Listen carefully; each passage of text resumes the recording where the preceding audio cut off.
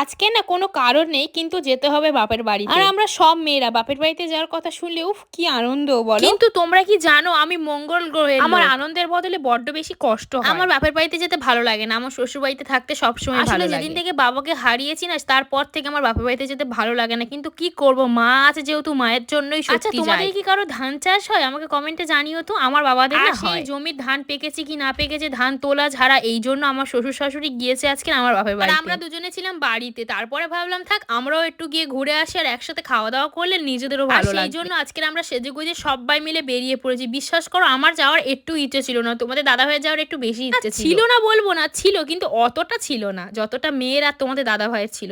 আর বাবার বাড়িতে যাবো কি খালি হাতে বলো, এই মিষ্টিগুলো নিয়ে গেলে মা খাবে না, কিন্তু আমরা তো খাবো। আচ্ছা এই জিনিসটা তোমরা কারা কারা খেয়েছো কমেন্ট করে বলো তো। এটাকে না আমরা ছোটবেলায় বুড়ির চুল বলতাম, তোমরা কি বলতে। আর আজকের কিন্তু মাংস রান্নার দায়িত্বটা সম্পূর্ণ আমার, সবাই মিলে এখন খেলাম, খুব মজা হলো।